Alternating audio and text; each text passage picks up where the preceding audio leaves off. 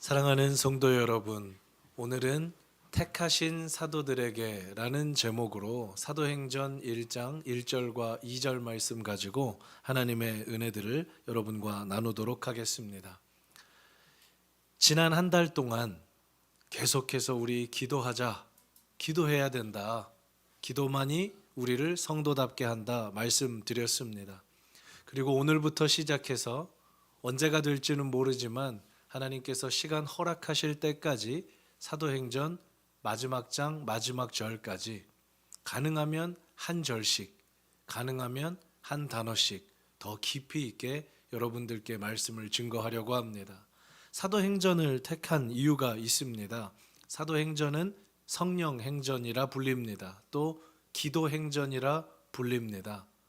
사도행전 속에 나타나는 우리 제자들과 베드로 그리고 특별히 바울의 삶을 살펴보면 우리는 기도하는 성도는 이렇게 살아가는구나, 성도는 이렇게 기도하는구나, 이런 모습들을 발견할 수 있습니다.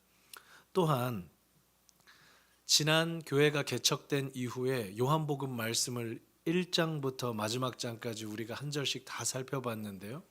복음서는 예수님에 대한 내용이죠. 그래서 그 예수님에 대한 내용을 삶으로 살아내는 이제 사도행전을 여러분들과 좀 깊이 나누어 보려고 합니다. 사도행전은요, 화면을 한번 보시면 영어로는 acts라고 되어 있고요. 행전이라는 말은 행실 행자와 전기 전자를 씁니다. 그러니까 사도들, 하나님께 선택받고 예수님에 의해서 보냄받은 제자들, 사도들이 어떻게 행동했는지를 기록한 책이 사도행전인 것이죠.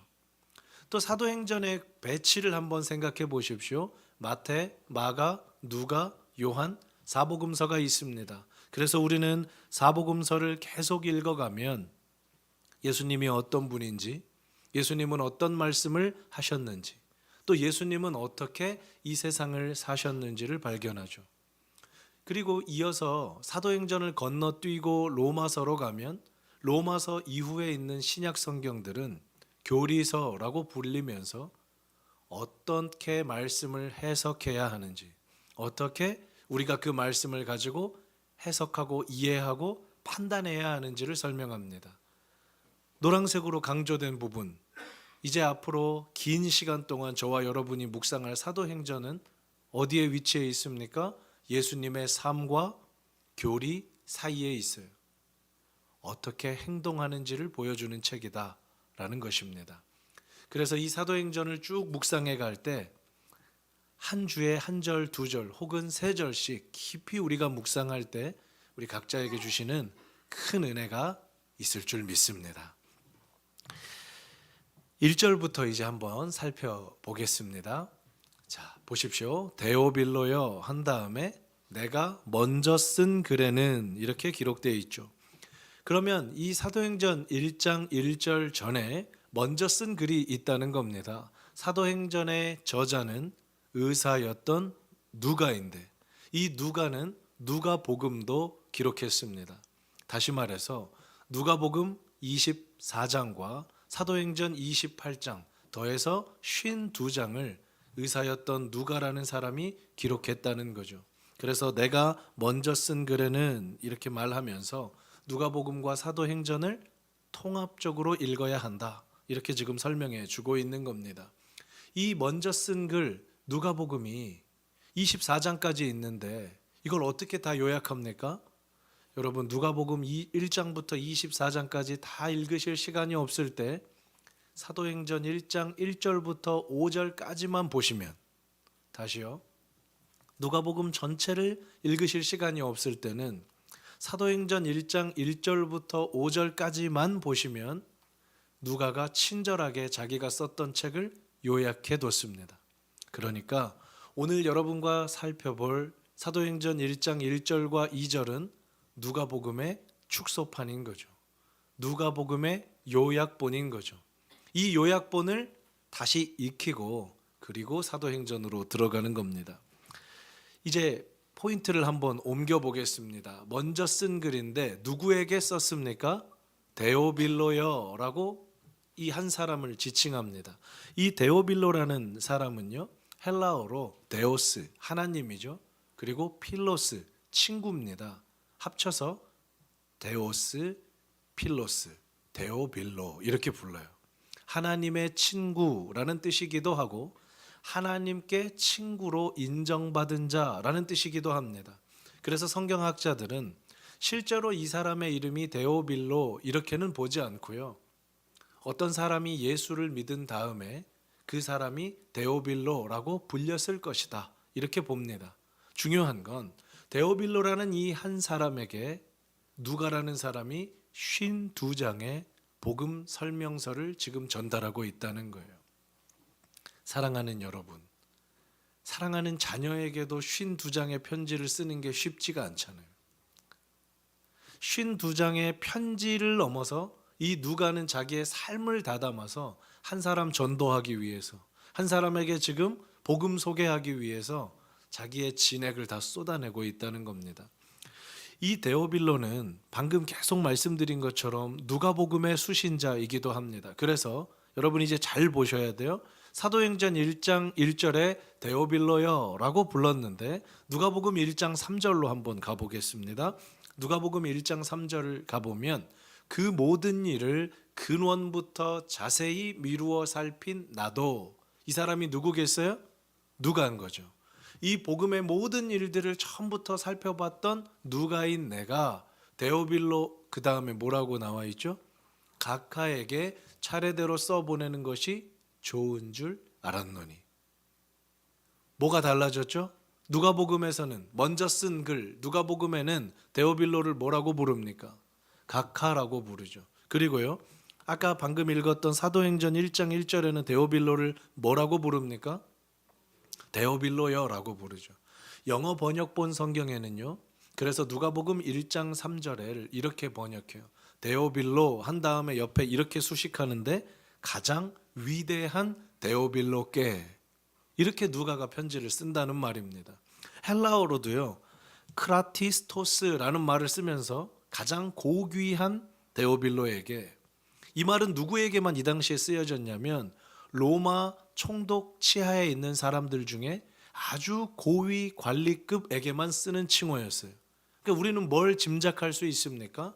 데오빌로라고 불렸던 이 사람이 누가와 처음 만났을 때는 감히 누가가 쳐다볼 수도 없는, 이 당시에 유대는 로마의 식민지였기 때문에 감히 가까이 하고 이야기하고 말 섞을 수도 없는 그런 신분 차이가 있었다는 겁니다. 그런데 어떤 연유로 이 데오빌로와 누가가 복음 안에서 교제하게 된 거죠. 왜 그러면 사도행전에 데오빌로 각하라는 이 누가복음의 표현이 데오빌로여라고 친밀하게 바뀌었을까요? 여러분, 제가 질문 드려봅니다. 누가와 데오빌로를 이제 한번 생각해 보십시오. 어느 날 누가가 데오빌로에게 이렇게 말하는 겁니다.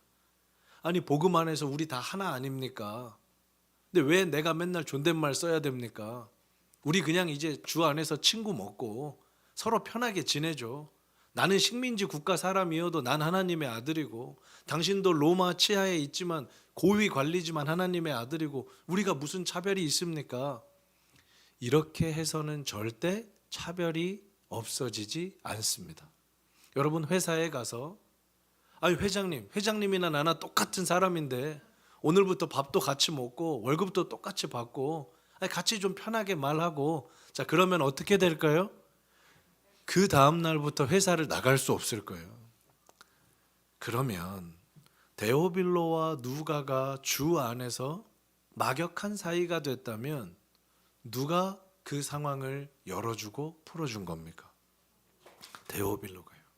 하나님의 은혜를 받은 수직적 관계 속에 더 위에 있는 그 사람이 하나님의 복음을 깨닫고 수평적 관계로 동등한 교제권으로 지금 이 누가를 초청해 준 거예요. 사랑하는 여러분, 교회에는 목사도 있고 장로도 있고 권사도 있고 집사도 있고 평신도도 있고 그냥 왔다 가시는 방문객도 있고, 평등합니까? 수직적입니까? 우리는 주 안에서 평등한 거예요. 어떤 이야기든 서로 할 수 있고요, 어떤 이야기든 서로 들을 수도 있는 겁니다. 이 복음이라는 게 이런 거잖아요. 데오빌로와 누가가 주 안에서 하나 된 것처럼 목회자부터 평신도 다 구분 없이 주 안에서 존귀한 아들이고 존귀한 딸이고 누구나 이야기할 수 있고 누구나 들어줄 수 있는 이런 공동체가, 이 은혜가 우리 공동체에도 우리 교회에도 있기를 축복합니다. 이 부분들을 묵상하실 때, 그래서 이번 한 주 이 말씀 찬찬히 보실 때 이 은혜들이 우리 마음 가운데 새겨지면 좋겠습니다. 그리고 다시 1장 1절로 넘어가 봅니다. 이 다음에 이제 포인트를 한번 보세요. 무릇 예수께서 뭐 하시며 라고 되어 있죠. 누가복음을 요약할 때 누가가 첫 번째로 예수님의 삶을 정의했던 단어는 행하시며입니다. 여러분, 이게 얼마나 중요한지 몰라요. 우리의 삶을 한번 보죠. 우리 아이들에게 뭔가를 가르칠 때, 제가 질문 드려볼게요. 가르치고 나서 행동을 요청하십니까? 행동하시면서 가르침을 주십니까? 더 쉽게 예를 들어볼까요? 너 하나님 잘 섬겨야 돼. 너 예배 잘 해야 돼. 너 예배 안 드리면 안 돼. 주일에는 무조건 하나님께 예배하는 거야. 이렇게 먼저 가르치시고 그 다음에 아이의 행동이 바뀌기를 원하십니까? 대부분 그렇죠. 저도 그렇고요. 그런데 우리 예수님은 가르치셔도 되는 분인데, 예수님은 가르치심이 마땅하신 분인데 이 땅에 오셔서 저와 여러분 같은 사람들을 대하시면서 첫 번째로 보여주셨던 동사가 가르치는 게 아니고요, 행동입니다. 먼저 살아주셨어요. 하늘 보좌를 버리시고 이 땅에 오시면서 성육신으로 사랑을 살아주셨고요. 아기의 몸으로 태어나서 가난한 삶을 사시면서 한 인간이 어떻게 하나님 앞에 성장하고 살아갈 수 있는지를 살아주셨고요. 소외된 자, 병든 자, 냄새나는 자 찾아가서 그들의 친구가 되어주시면서 이렇게 사는 거야 라고 보여주셨습니다. 마지막에는 어떠셨나요? 섬김을 받으셔야 될 그 제자들의 발을 다 씻기시면서 이렇게 섬겨야 해 라고 보여주셨죠. 사랑하는 여러분, 2000년이 지난 지금에도 예수님의 가르침은 우리에게 깊은 울림을 주는 이유가 여기 있습니다. 주님은 입술로만 가르치시지 않았어요. 주님은 삶으로 가르치셨어요. 주님은 삶으로 행하셨어요. 자녀들에게 하나님 앞에 예배 잘 드려야 한다, 하나님 섬기는 사람 되어야 한다 라고 말하기 전에 그 사람은 어떻게 사는지를 보여주셨어요.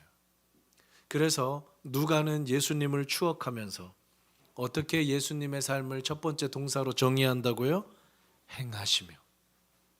사도행전의 영어 번역이 뭐라고 했습니까? act라고 그랬죠. act는 행동을 의미하는 단수입니다. 그런데 그 뒤에 s가 붙어서 어떻게 되죠? 행동들이 되는 거죠. 사랑하는 여러분, 사도행전을 읽어가실 때 예수님의 행동들, 제자들의 행동들을 보시고 이번 한 주를 살아가시는 저와 여러분의 행동들을 비교해 보십시오. 그리고 우리의 행동들을 그분들의 행동에 맞추어가 보십시오. 놀라운 은혜가 있을 겁니다. 우리가 믿음으로 도전할 때 그 모든 상황을 열어가시는 주님을 경험할 거예요. 그 다음은 이제 포인트가 어디로 넘어갑니까? 행하시며 다음에 이제는 예수께서 가르치셨어요. 저는 이 표현이 얼마나 좋은지 몰라요.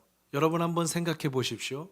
예수님이 행동을 하시는데, 예수님이 행함을 막 보여주시는데 이걸 풀어주시지 않으면, 이건 이런 의미가 있어 가르쳐 주시지 않으면 저와 여러분은 그 의미를 깨달을 수가 없습니다.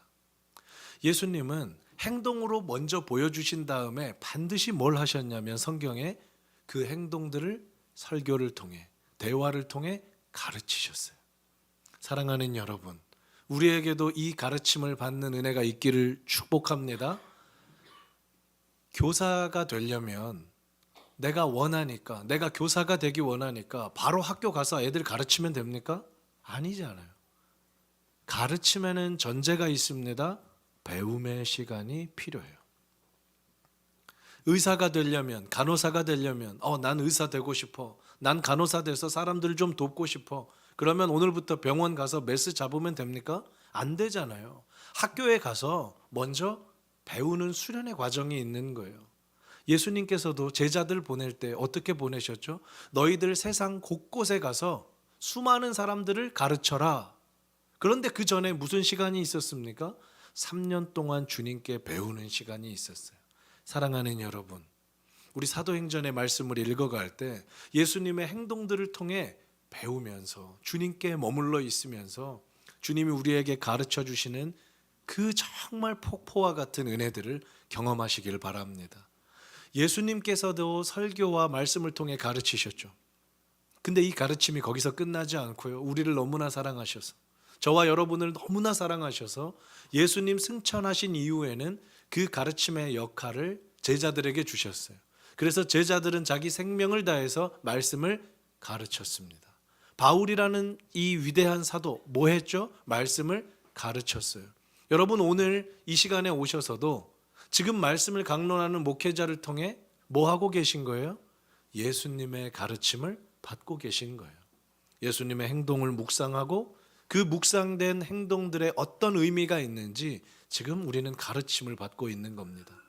예수께서 무엇을 행하셨는지, 그리고 예수께서는 우리에게 오늘 무엇을 가르치시는지, 이 행함과 가르침이 예수님 삶을 지탱하는 두 개의 큰 단어였습니다. 누가복음을 이 두 단어로 정리할 수 있는 거예요. 예수의 행함, 그리고 예수의 가르치심. 이제 1장 2절로 넘어가 보겠습니다. 그가 택하신 사도들에게 성령으로 명하시고, 이렇게 나와 있습니다. 오늘 말씀의 제목이기도 하죠. 그가 택하신 사도들. 사랑하는 여러분, 한 가지만 더 질문 드리겠습니다. 저와 여러분이 예수를 선택했습니까? 아니면 예수께서 우리를 선택하셨습니까? 후자입니다. 저와 여러분이 그 무엇이기도 전에 아무것도 없었던 무의 시절부터, 우리의 존재 이전부터 예수께서는 그가 택하셔요. 누구를? 사도들을 택하시고 저와 여러분을 택하셔요. 사도들은 12명이 택함을 받았습니다. 그 12명 중에는 예수를 팔 제자도 있었고, 대다수의 제자들은 세리로 아주 나쁜 사람들이거나 아니면 가난하고 많이 배우지 못한 우리 소시민들이었어요. 여러분이 제자를 뽑아본다고 생각해 보십시오. 여러분과 함께 뛰어줄 12명을 구한다. 그런데 누구를 선택해도 좋다. 그러면 여러분 12명을 어떻게 만드시겠어요? 어벤져스를 만들어야죠. 재정도 좀 있고 힘도 있고 건강하고 운전도 잘하고 예쁘고 잘생기고 말 잘하고 의사도 한 명 좀 넣어놓고 이렇게 해가지고 12명 팀을 만드는 게 효율적이지 않습니까? 세상의 방법으로 보면 그게 맞잖아요. 그런데 이유가 없어요. 이유가 없어요. 뽑힐 만한 이유가 없는 사람들 12를 택하셨습니다. 그는 택하셨어요. 사도들을. 사도들이 예수를 택한 게 아니라 예수께서 사도들을 택하셨어요. 사랑하는 여러분, 이걸 은혜라고 합니다. 왜 아담과 하와가 수많은 인류 중에 선택받았습니까? 설명이 안 되죠. 수많은 사람 중에 왜 아브라함이 선택받았습니까? 설명이 안 되죠. 에서와 야곱이 있는데 왜 둘째 야곱이 선택받습니까? 설명이 안 되죠. 12명의 아들들이 있는데 왜 네 번째 아들 유다를 통해 예수가 이 땅에 오십니까? 설명이 안 되죠. 수많은 사람들이 있는데 왜 다윗이라는 왕을 통하여서 하나님은 일을 하십니까? 설명이 안 되죠. 저와 여러분은 왜 오늘 예배합니까? 설명이 안 되죠. 정말 우리가 깨끗해서 이 자리에 있습니까?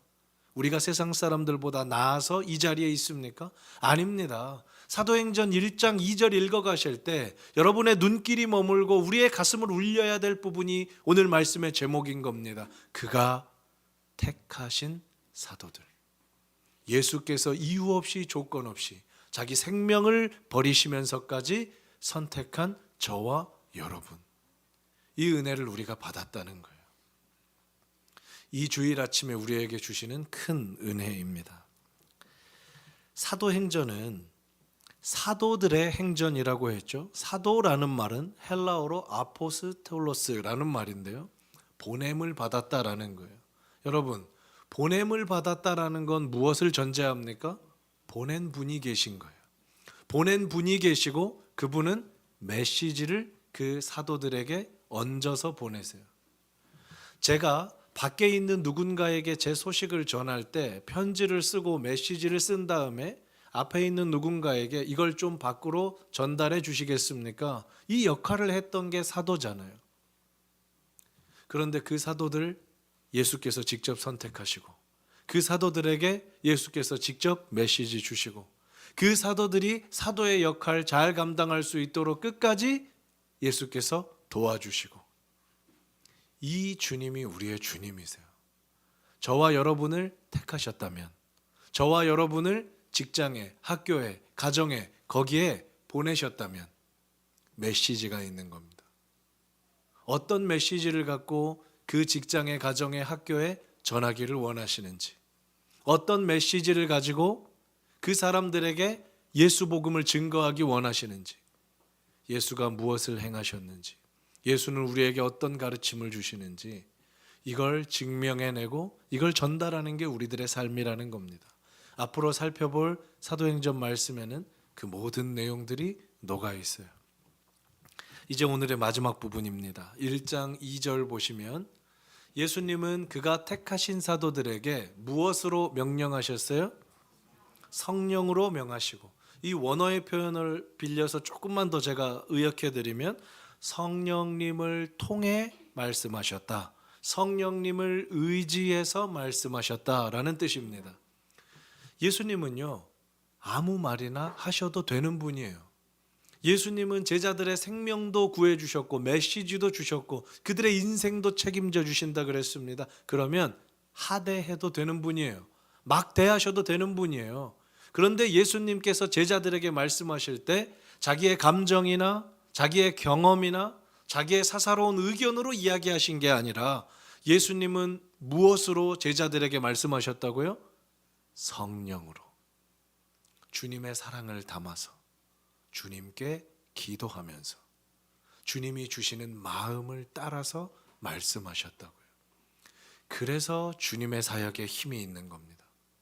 사랑하는 여러분, 정말 성령 충만한 사람은 어떤 사람입니까? 성령 충만한 사람이에요. 저도 목회자이기 때문에 많은 분들을 만나지 않겠습니까? 기도 많이 하시는 분들이 있죠. 목사님, 저는 하루에 한 3시간씩 기도하십니다. 3시간씩 기도합니다. 저 이런 분 만나봤거든요. 그러면 일단 영적으로 위축이 돼요. 전 3시간 기도 못 하거든요. 근데 본인은 3시간씩 기도한대요. 그리고 40일 금식 기도를 몇 차례나 했는지 셀 수가 없대요. 그러면 여러분, 그렇게 하나님께 기도하고 그렇게 많이 금식했으면 그분과 대화할 때 마음이 편안해지고, 그분과 대화하면 아예 없던 용기가 좀 생기고, 그분과 대화하면 나도 좀 하나님의 일을 하고 싶고 그래야 되는 거 아닙니까? 그런데 저는 기도 많이 하셨다는 분들을 만나면 늘 힘들어요. 늘 힘들어요. 한 번도 빠지지 않고. 그분들이 빠지지 않고 하시는 얘기가 있거든요.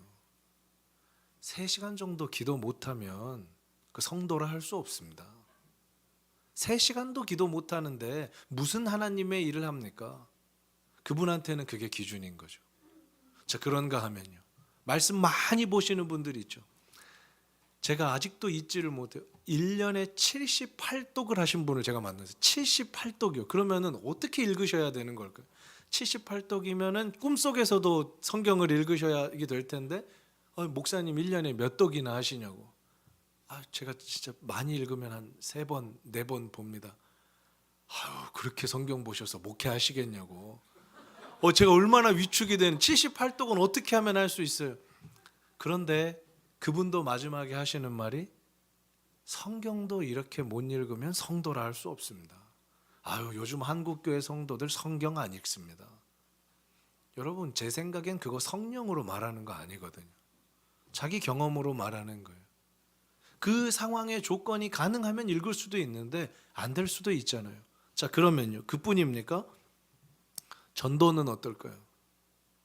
전도 많이 하시는 분 제가 만났습니다. 1년에 자기는 100명 넘게 막 교회 전도한대요. 전도 못하는 사람은 하나님의 사랑을 직무유기하는 사람이래요. 얼마나 부담되는지 몰라요. 오해하시면 안 돼요.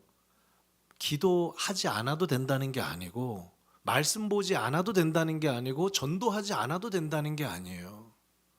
진짜 성령 충만한 사람은 성령으로 명하셨던 예수님처럼 정말 그 성령께서 주시는 감동을 따라 세우는 말을 해요. 살리는 말을 해요. 소망의 말을 해요. 사랑의 말을 해요. 절대로 깎아내리고 폄하하고 정죄하고 판단하지 않습니다.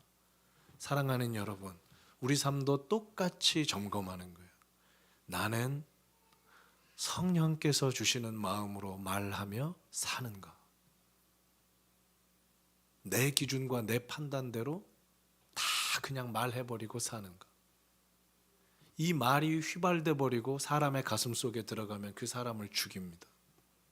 반대로 성령의 말을 가지고 성령께 기도하면서 그 순간에 합당한 말을 하나님 도와주십시오 하면 한 사람이 절망에서 소망으로 일어나요. 한 사람이 힘을 내요. 그리고 그 사람이 더 주님께 다가가요. 여러분, 오늘 이 말씀들을 제가 쭉 설명드렸습니다. 사도행전 1장 1절과 2절인데요. 오늘 본문 말씀을 제가 한 번 더 읽고 이제 우리 마친 후에 우리 계속하고 있는 거 있죠? 잠깐의 시간을 드릴 테니까 오늘 본문 1절과 2절이 화면에 떠오르면 그 본문 가지고 오늘 들었던 말씀 기억하시면서 여러분에게 새겨주시는 단어와 묵상 이어가시면 좋겠습니다. 우리 말씀 1장 1절과 2절 같이 한 목소리로 한번 읽고요. 제가 기도하고 마치겠습니다. 천천히 그 의미들을 기억하시면서 다시 읽겠습니다. 시작. 데오빌로여, 내가 먼저 쓴 글에는 무릇 예수께서 행하시며 가르치시기를 시작하심부터 그가 택하신 사도들에게 성령으로 명하시고 승천하신 날까지의 일을 기록하였노라. 아멘. 기도하겠습니다. 사랑하는 하나님, 오늘도 우리를 예배의 자리에 불러주시니 감사합니다. 사도행전 1장 1절과 2절의 말씀을 통해 우리 더 깊이 기도하고 이번 한 주 내게 주신 말씀을 붙들고 달려가기 원합니다. 성령님, 이 시간에 우리의 마음에 찾아오시고 이 말씀이 문자로 머무르는 것이 아니라 살아 움직이는 하나님의 말씀으로 우리의 가슴 가운데 새겨지게 하여 주옵소서. 성령께서 주시는 음성으로 들려지게 하시고 우리가 이 말씀 붙들고 기도할 때 이 말씀대로 우리 삶이 사라지는 은혜를 경험케 하여 주옵소서. 지금은 우리 주 예수 그리스도의 은혜와 하나님 아버지의 크신 사랑하심과 성령님의 인도교통 충만하신 은혜가 오늘 말씀 붙들고 정말 사도행전에 우리 믿음의 선배들처럼 그렇게 살아가기로 소원하고 다짐하는 푸른서연의 모든 교우님들과 함께 예배하는 이들과 온라인으로 예배하는 모든 이들의 머리 위에 이제로부터 영원토록 함께 있을지어다. 아멘.